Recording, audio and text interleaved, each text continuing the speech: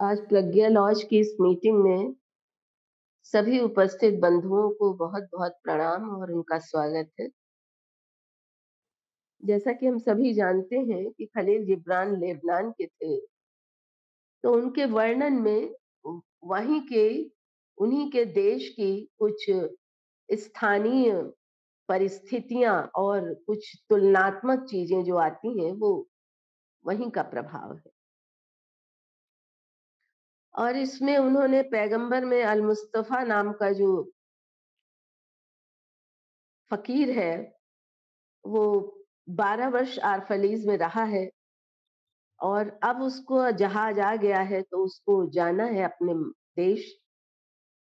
तो आरफलीज के निवासियों ने उनको घेर कर उनसे कुछ बातें पूछी थी, कुछ प्रश्न पूछे थे और कि जो ज्ञान उसने प्राप्त किया है वो उनसे शेयर करें ताकि वे अपने आगे आने वाली संतति को वो बता सकें। तो अब तक हम लोगों ने प्रेम है, विवाह है, संतान है, खान-पान है और दान, इतनी उस पर चर्चा कर ली है। आज हम लोग कर्म पर देखेंगे कि खलील जिब्रान क्या कहते हैं। वैसे तो हमारे यहाँ जो शास्त्र हैं, जब श्रीमद् भगवत गीता है या अपने थियोसॉफी में ले लें तो सनातन ज्ञान में और कर्म की थ्योरी से भरा पड़ा है। लेकिन फिर भी ये एक ऐसा विषय है जो हमारे जीवन में प्रतिपल हमारे व्यवहार में, हमारे आचरण में, हमारे कार्य में झलकता रहता है और कुछ-कुछ द्वंद हमारे अंदर पैदा होते रहते हैं। तो उनको लेकर के इसकी चर्चा करना मुझे लगा कि बड़ा उपयोगी होगा। फिर एक हल चलाने वाले ने कहा कि हमें कर्म के बारे में कुछ बताइए। और उसने, यानी कि जो अल मुस्तफ़ा नाम का फ़कीर है, लेकिन खलील जिब्रान ही बोल रहे हैं उसके मुँह से, कि उसने ये कहते हुए बताया कि तुम इस प्रकार कर्म करो या कार्य करो ताकि धरती और उसकी आत्मा की गति के साथ संतुलन बना रहे।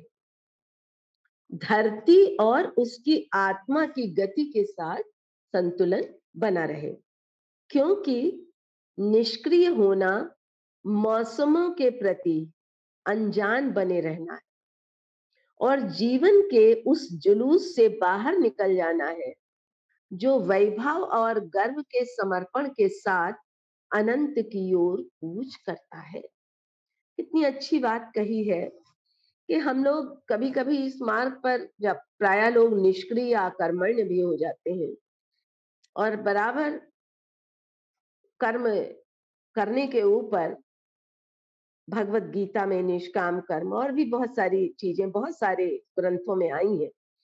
यहाँ भी वो ये कह रहे हैं कि आप निष्क्रिय होना, उन ऋतुओं के प्रति अनजान बने रहना है और साथ में क्या कह रहे हैं, किस जीवन के किस जुलूस से बाहर निकल जाना है जो अनंत की ओर कूच करता है, गर्व, वैभव और गर्व के समर्पण के साथ।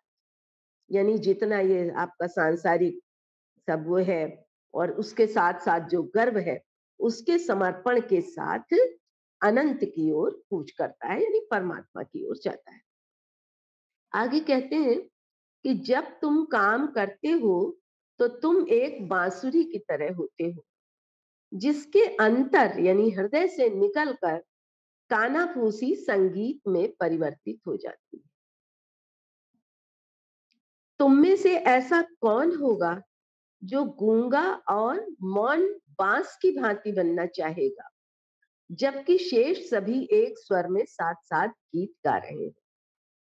तो ऊपर की लाइन और नीचे की लाइन कनेक्टेड है कि वो कहते हैं कि जब भी आप काम कर रहे होते हैं तो एक बांसुरी की तरह आप होते हैं जिसमें से अंदर की जो सरसराहट है, जो जो कानाफूसी शब्द यहाँ इन्होंने प्रयोग किया है, वो संगीत में परिवर्तित हो जाती है। कहाँ से निकलकर? हमारे हृदय से निकलकर।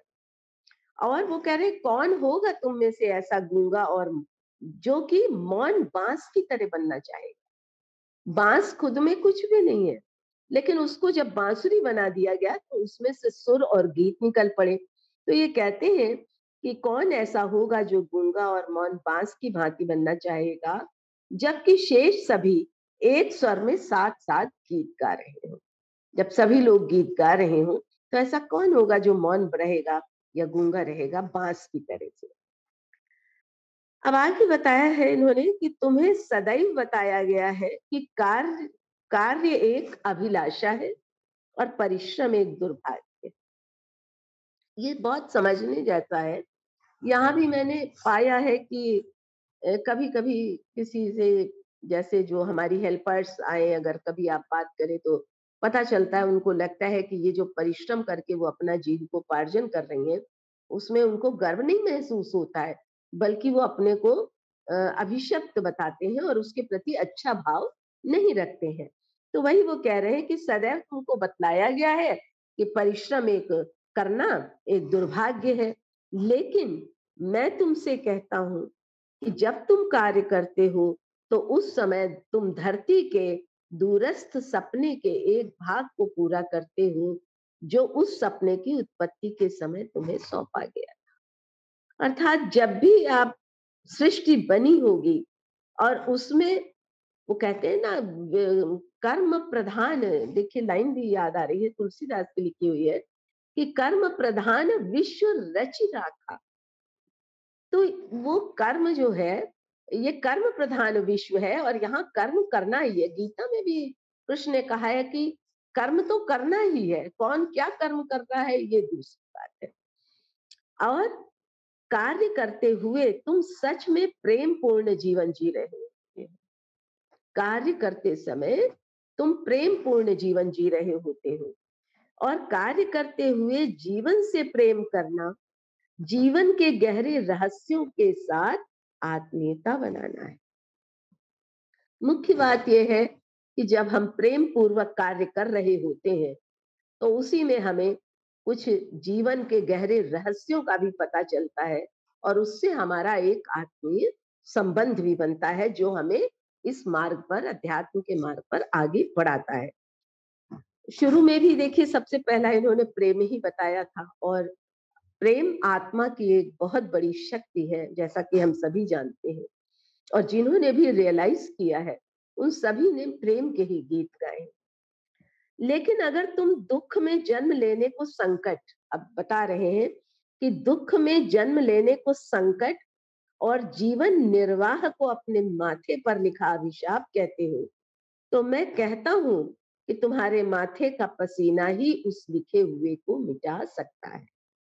ऊपर तो उन्होंने कहा कि प्रेम पूर्वक जीवन में कार्य करना ही जो है उत्तम है, लेकिन नीचे कह रहे हैं कि अगर हमने किसी दुखपूर्ण स्थिति में जन्म लिया है या जीवन निर्वाह के लिए हमें परिश्रम करना है और उसको हम अभिशाप कहते हैं, तो वो कहते हैं खलील जिब्रान कि मैं कहता हूं कि इस अभिशाप को फिर माथे का पसीना ही उस लिखे को मिटा सकता है, अगर ऐसा है भी तो। वो कहते हैं तुम्हें बताया गया है कि जीवन अंधकार है और अपनी थकान में थके हुए लोगों की बात की तुम भी पुनरावृत्ति करते हो। तो कहते हैं बहुत से लोग हैं जो कहते हैं कि भाई जीवन में अंधकार यानी दुख ही दुख है, और थकान से बहुत थके हुए लोग हैं, तो वो कहते हैं कि तुम भी उन्हीं की बातों में अपनी सहमति प्रदान कर देते हो और तुम भी उसी की पुनरावृत्ति करते हो।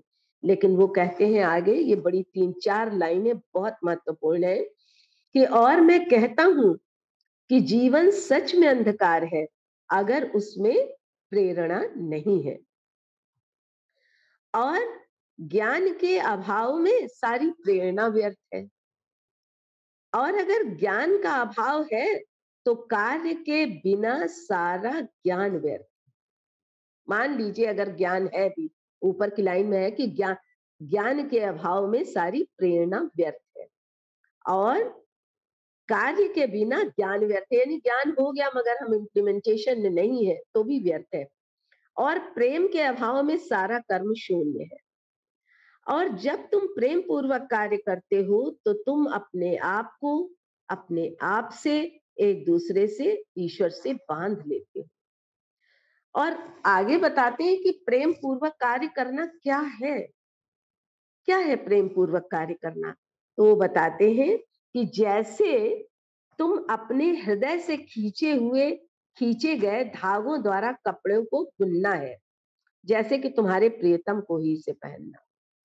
अगर हम जानते हैं कि हमें अपने प्रियतम के लिए वस्त्र तैयार करना है, तो उसका एक-एक तंतु, एक-एक धागे को हम कैसे उसमें करेंगे और वस्त्र को बुन देंगे, तो उसमें जो हमारी प्रेम पूर्ण वाइब्रेशंस रिकॉर्ड हो गई होंगी, तो वो उसकी उसकी वो क्या होगी, उसको टच करते ही किसी को बहुत वाइब्रेंट लगेगा, बहुत प्रेमी लगेगा।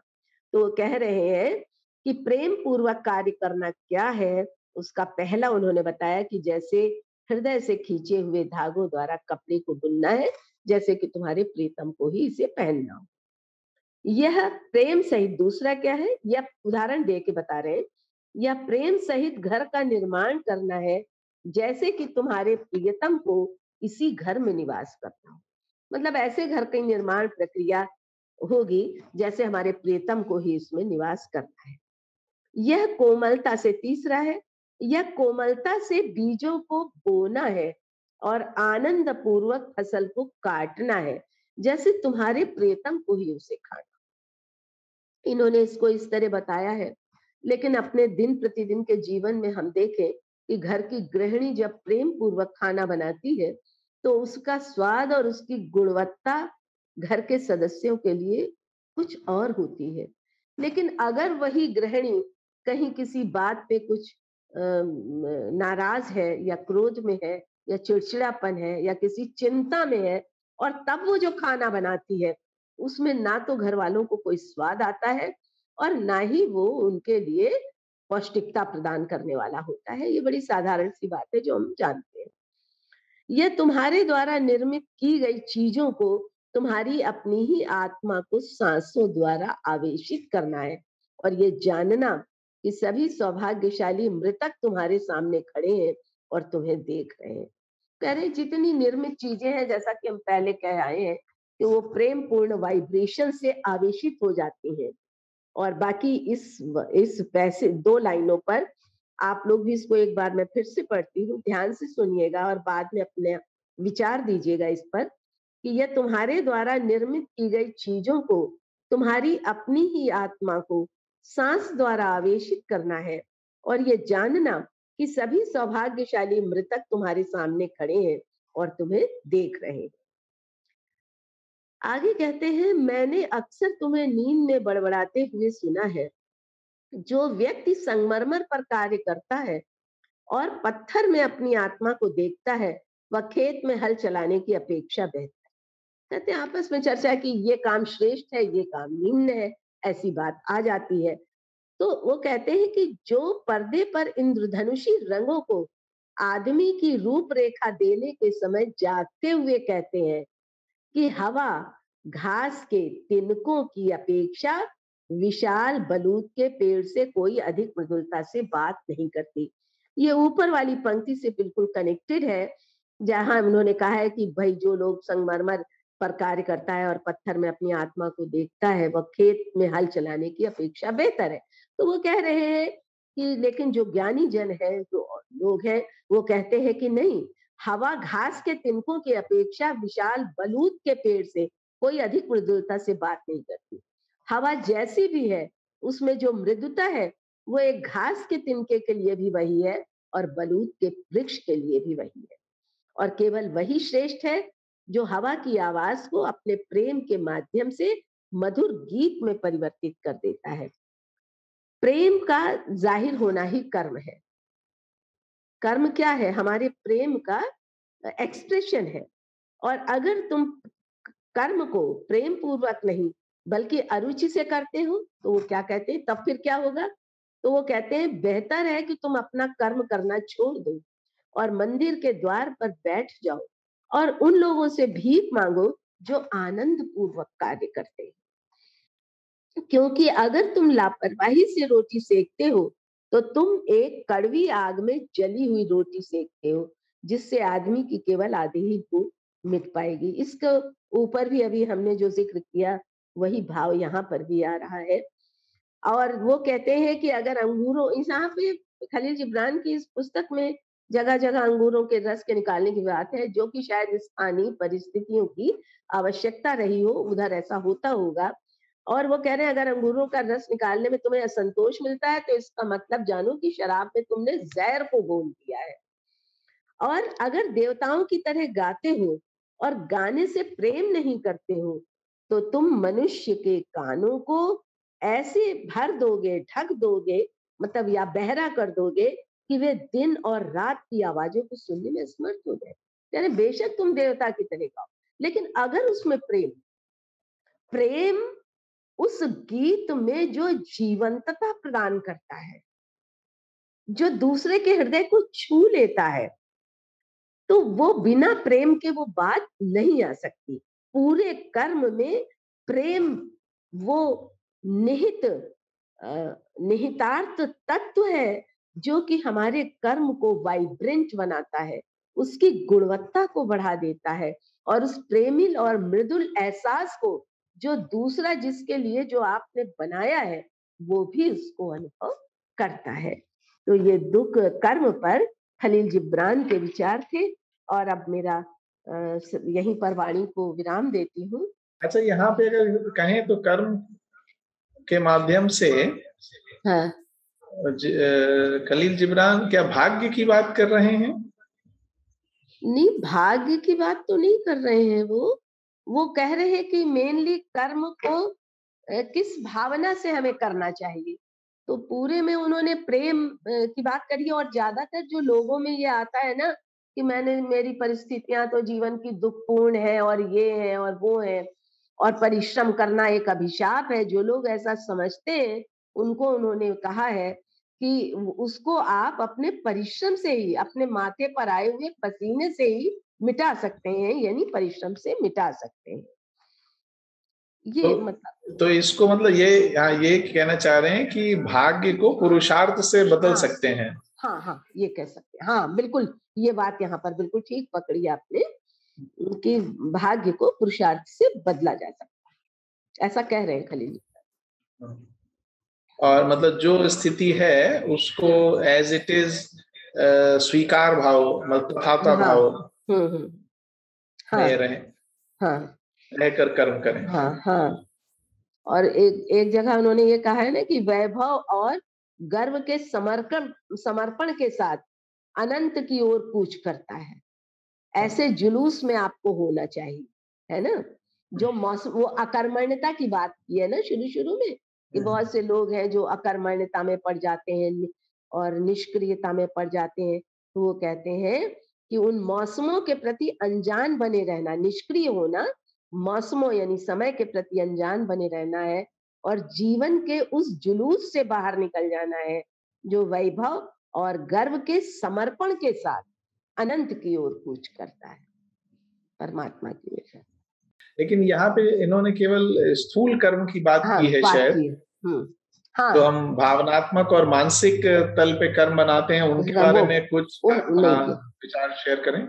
हाँ दीदी, मैंने आपकी पूरी इस वार्ता को सुना। हुँ, तो सुन करके जो हमें समझ में आया वो ये है कि सबसे अधिक महत्वपूर्ण बात ये है कि व्यक्ति कर्म किस मनोवृत्ति से करता से कर रहा है, बिल्कुल। हुँ, है। तो हुँ, वही जो जिस मनोवृत्ति से वो कर्म कर रहा है, हुँ, वो मनोवृत्ति ही उसको बांधने वाली और वही हाँ, उसको मुक्त करने वाली होती वाली, है। बिल्कुल, बिल्कुल। और कोई भी कृत्य जो बिना प्रेमपूर्ण हुए किया जाता है, जिस कर्म में प्रेम नहीं है, नहीं, वो कर्म निश्चय ही हमारे लिए सार्थक परिणाम लाने वाला नहीं हो सकता। नहीं होगा, बिल्कुल। उन्होंने उदाहरण दिया है कि आप अपने प्रेमी के वस्त्र हाँ, हाँ, को अपने हाँ। हृदय के तार से खींच करके जब आप एक वस्त्र का निर्माण कर रहे होते हैं, हुँ, हुँ, हुँ। आपके भीतर वो भावना होती है कि वो हमारा प्रेमी पहनेगा। तो मुझे लगता है कि यहाँ पर हम गौण हो जाते हैं और हमारा कर्म जो है वो प्रधान है और वो किसके लिए है। ये जो मनोवृत्ति है हमारी कि हम किसके लिए उस कार्य को कर रहे होते हैं, वहाँ पर फलासक्ति जो है वो समाप्त हो जाती है। तो ये जो फल की आसक्ति का समाप्त होना है, मेरी समझ से ये हमारे लिए मुक्त करने वाला होता है। क्योंकि कोई भी कर्म ना तो हमें बांधता है और ना ही हमें बंधन से मुक्त करता है। कर्म को जिस मनोवृत्ति से किया जा रहा है, जिस फलाशक्ति के वशीभूत होकर हम कर्म को कर रहे हैं, वास्तव में वो हमारी मुक्ति और बंधन का हेतु होता है, जहां तक मैं समझ पा रही हूँ। तो यदि हम प्रेमपूर्ण कर्म कर रहे हैं, तो पहली बात तो ये है कि प्रेम की जो एक संक्रामक ऊर्जा है, वो हमारे चारों ओर भी एक इतना सुंदर वातावरण निर्मित कर देती है कि हम बहुत सारे लोगों को अपने उस प्रेम के ऑरा के भीतर समेटने में सक्षम हो जाते हैं। और फिर वो कर्म हमारे लिए बंधन का हेतु नहीं बनेगा, क्योंकि हम अपने हित को कहीं पीछे छोड़ रहे होते हैं। तो मेरा विचार तो यही है कि अगर यहाँ पर दीदी, अगर हम गीता के कर्मयोग वाले सूत्र की बात करते हैं, तो जो हमारी निष्ठा है, कर्म के प्रति जो हमारी निष्ठा है, वो वास्तव में हमें कर्म के बंधन से मुक्त भी करती है। क्योंकि कर्म को हम हमेशा ये नहीं सोच सकते कि वो हमारे लिए एक बंधन का हेतु ही बनेगा, क्योंकि मुक्त भी तो इसी कर्म के माध्यम से ही होना है ना। धीरे धीरे जब हम नूतन संस्कारों का निर्माण करना बंद कर देते हैं, तो हमारे कर्म बंधन स्वतः कटने लगते हैं। अभी शिखर ने जो बात कही है कि क्या वो यहाँ पर भाग्य की बात कर रहे हैं, तो मेरी समझ से प्रत्यक्ष रूप से भले ही उन्होंने भाग्य की बात ना करी हो, परंतु ये जो कर्म है, ये कहीं ना कहीं तो प्रारब्ध का निर्माण कर ही रहा है ना। और जब फलाशक्ति नहीं है, तो उस प्रकार का प्रारब्ध निर्मित हो रहा है, जो हमें एक मुक्ति के मार्ग पर या परम सत्ता के साथ एकाकार होने के मार्ग की ओर ले जा रहा है, जैसा मुझे समझ में आया। शेष अगर उसमें शिखर अभी कुछ जोड़ें तो ज्यादा अच्छा होगा। मुझे ऐसा लगता है कि ये जो कर्म योग के प्रति हमारी निष्ठा है, वो हमें बंधन से मुक्त कर सकता है। वो यही कहना चाहते हैं। जिस प्रेमपूर्ण कृत्य की बात वो कर रहे हैं, वो प्रारब्ध का निर्माता भी है, वो हमारे लिए मुक्ति का हेतु भी है। और आपने भी बताया कि अगर हम एक निगेटिविटी के साथ भोजन बना रहे होते हैं, तो उसका स्वाद अपने आप समाप्त उतना अच्छा नहीं रहता। यानी कृत्य में प्रेम का होना अनिवार्य है। कर्तव्य किया जा रहा है, परंतु वो प्रेमपूर्ण नहीं है, तो वो कर्तव्य कभी पूरा नहीं हो सकता, जैसा मैं समझ पाई। इसीलिए शायद या जैसे एक कल्चर है, संस्कार इंडिया में कि भाई जो भी हम पकाते हैं वो उसको पहले प्रसाद चढ़ाएं ईश्वर को और फिर उसका भोग हम खाएं। तो इसका मतलब हम अपने लिए नहीं बना रहे हैं, हम ईश्वर के लिए बना रहे हैं। तो हम वाकई में एक बहुत अच्छी चीज या जो भी कर्म करेंगे या जो भी खाना बनाएंगे वो बेस्ट से बेस्ट बनाएंगे, तो उस कर्म में हमारी फिर कुशलता वैसे ही आने लगेगी। तो शायद इसी जो जिसको हम प्रेम कह रहे हैं वही शायद योगा कर्मसु कौशलम लाता है कि जब हम अपने मैं को हटा के या मिनिमाइज करके या पीछे रख के काम करते हैं, तो हम उस कर्म को बेहतर तरीके से कर पाते हैं। और शायद इसीलिए ये कहा जाता है कि जो भी अपना कर्म करो हम सब ईश्वर को समर्पित कर दें या किसी सत्ता को समर्पित कर दें, अपना उसमें कुछ ना रखें। लेकिन यहाँ पे एक थोड़ा सा जो हमारे मतलब सब बंधु हैं और जो आगे भी देखेंगे वीडियो, उनको शायद एक क्लेरिफिकेशन आप और दें कि फलाशक्ति तो नहीं हो, ये कर्मयोग कहता है, लेकिन बिना फल के प्लानिंग किए तो कर्म नहीं किया जा सकता। तो इसमें क्या भेद? भाई जैसे अर्जुन से युद्ध भी करने को कह रहे थे श्री कृष्ण, तो ऐसा तो है नहीं वो हारने के लिए कह रहे थे, एक उद्देश्य था कि भाई युद्ध होना है। तो ठीक है, उसका जय हो विजय हो वो एक अलग बात है, लेकिन जब हम प्लानिंग करते हैं तो फल तो हमारे विजन में होता है। ना मिले तो कोई बात नहीं, मिले तो कोई बात नहीं। तो इसको थोड़ा सा एक्सप्लेन कर सकती हैं दीदी? हाँ शिखर, मुझे ऐसा लगता है कि जो फला शक्ति शब्द है, वो उसके प्रयोग का जो एक हम उसको जिस व्यवहार में प्रयोग कर रहे होते हैं, वो थोड़ा सा उसका अर्थ भिन्न है। देखिए, फल की आसक्ति के बिना तो कुछ भी नहीं हो सकता, ये बात आपकी 100% सही है, क्योंकि किसान ने अगर खेत में बीज बोया है तो वो अच्छी उपज की कल्पना तो करेगा ही, आशा करेगा। जी। इसी प्रकार से हम अगर एग्जाम दे रहे हैं तो हम पास होने की आशा करेंगे। हमारे पास वो आशा नहीं होगी तो हमारी कर्म का उत्साह समाप्त हो जाएगा। तो शक्ति का मेरी समझ से ये तात्पर्य है माँ फलेषु कदाचन का, कि जो कर्म है उसके फल पर तुम्हारा अधिकार नहीं। इसका ये मतलब नहीं है कि तुम्हारे हम्म। कर्म में तुम पूरे उत्साह पूर्वक कर्म को करो, लेकिन अगर तुम इस आसक्ति के साथ कर्म को कर रहे हो कि तुमको सफल होना ही होना है, तो फिर तुम ज्यादा पीड़ा में जाओगे। और अगर तुमने ये सोच लिया है कि मैं पूरी तन मन धन से, जिसको हम कहते हैं, मैं अपनी पूरी 100% दे करके, यानी पूरी प्रज्ञा सहित मैं उस कर्म को करूंगा, परंतु उसके परिणाम पर मेरा अधिकार नहीं। फल के प्रति आशावान तो हमें होना है, परंतु परिणाम हमारे लिए सकारात्मक ही होगा, ये हमारे लिए थोड़ा-सा कठिन होता है। और जब हम ये सोच लेते हैं कि इसका परिणाम सकारात्मक ही आएगा, तो अब वो फिर एक दूसरा विषय हो जाता है, जो एक नया तरीका सोचने का है कि आप पॉजिटिव सोचे तो पॉजिटिव ही आएगा। तो पॉजिटिव तो हमें सोचना है, लेकिन उस फल पर जब मेरा अधिकार नहीं है, तो फिर हम उसे ईश्वर को समर्पित करके जब करते हैं, तो वो हमारे लिए बंधन का हेतु नहीं बनता, या हमें वो पीड़ा में नहीं ले जाता है, क्योंकि फिर हम ये कहते हैं कि हमने कोशिश पूरी करी, लेकिन अगर सफलता नहीं मिली तो अब ये ईश्वर की इच्छा है। इसीलिए अंत में वो ईश्वर की इच्छा पर ही शायद पूरा धर्म आकर के टिक जाता है। लेकिन फल के प्रति आसक्ति नहीं होगी, ये नहीं हो सकता है। ये बिल्कुल सही बात है। फलाशक्ति का अर्थ यहाँ पर ये मेरी समझ से यही लगाया जाना चाहिए कि उस पर, उसके परिणाम पर हमारा अधिकार नहीं होता। इसको इस तरीके से बहुत भी शायद कह सकते हैं सिंपल शब्दों में कि hope for the best, prepare for the worst. मतलब आप और वास्तविक सकारात्मक सोच यही है, शायद जैसा आपने भी कहा कि अगर ऐसा होता है तो अच्छा, और अगर ऐसा नहीं होता है तो और भी अच्छा, क्योंकि अगर हमारी इच्छा के अनुरूप होता है तो व्यक्तिगत इच्छा पूर्ण हो रही है, लेकिन अगर हमारी इच्छा के विपरीत कुछ हो रहा है तो वो दैवीय इच्छा पूरी हो रही है। तो इसका मतलब कि उसमें कुछ और, यानी जो चीज है उसको वैसा का वैसा स्वीकार कर लें। बिल्कुल, क्योंकि कर्म फल का निर्णय व्यक्ति के हाथ में नहीं हाथ में नहीं है। हाँ। है ना? माँ फलेषु कदाचन का अर्थ यही है सॉरी, ये एक व्यवहारिक सत्य है कि कर्म फल का निर्णय व्यक्ति के हाथ में नहीं है। और प्रत्येक साधक या प्रत्येक सामान्य व्यक्ति भी जो कर्म कर रहा होता है, वो करता तो इसी आशा से है कि वो सफल होगा। लेकिन यदि हम इस लाइन का स्मरण रखें कि कर्म फल का निर्णय हमारे हाथ में नहीं है, तो ना तो व्यक्ति डिप्रेशन में जाएगा, ना उसको नेगेटिविटी घेरेगी, और ना उसको फिर कर्म बंधन बांधेगा।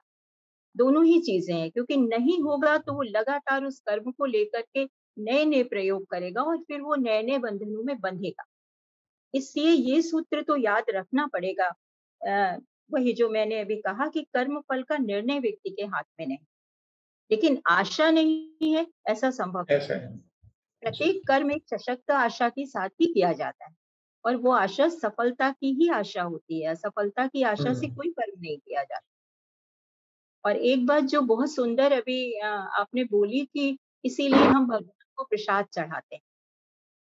तो वास्तव में एक भारत में जो एक भक्ति मार्ग की परंपरा है, उसमें जो रसोई बनती है, तो वो कभी ये कहते ही नहीं है कि भोजन बन रहा है। वो सदैव कहते हैं कि ठाकुर जी का भोग बनाया जा रहा है, और उनको भोग लगाया जाता है। और जब वो भोग लग जाता है तो उसे पूरे भोजन में मिलाते हैं, फिर वो प्रसाद बन जाता है, और फिर वो सबको दिया जाता है। तो वो भोजन पाने को सदैव कहते हैं कि प्रसाद पा रहे हैं।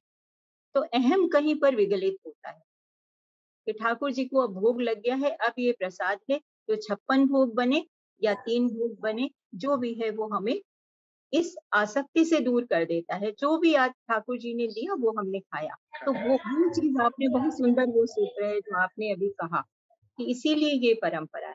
ये तो हम लोगों ने खलील जिब्रान जी ने जो कहा है उसके उस दृष्टि से हम लोगों ने अभी पढ़ा। गीता में भी कर्म योग है और थियोसॉफी में भी कर्म के बारे में जो बताया गया है कि कितने तरीके के कर्म होते हैं और कर्म अकर्म विकर्म क्या है, वो एक अलग सब्जेक्ट होगा, उसको हम लोग कभी आगे अध्ययन करेंगे। सुष्मिता जी ने बहुत अच्छा शेयर किया, मैं उनका धन्यवाद देती हूँ, और शिखर जी ने भी बहुत अच्छा ऐड किया इसमें। Thank you. सबने कर्म के ऊपर बहुत अच्छा वक्तव्य दिया, जो बहुत अच्छा लगा। सुषमा जी ने और अच्छे से उसको भी क्लियर कर किया और आपने भी उसमें ऐड किया, तो अच्छा लगा कि कर्म जो है हमें मतलब प्रेम पूर्वक करना चाहिए, जैसा कि बताया गया है। और मुझे लगता है कि प्रेम पूर्वक हम करते हैं तो हमें उस कर्म में आनंद भी आता है, और जब आनंद आता है तो कर्म भी हम उसको परफेक्ट तरीके से कर सकते हैं।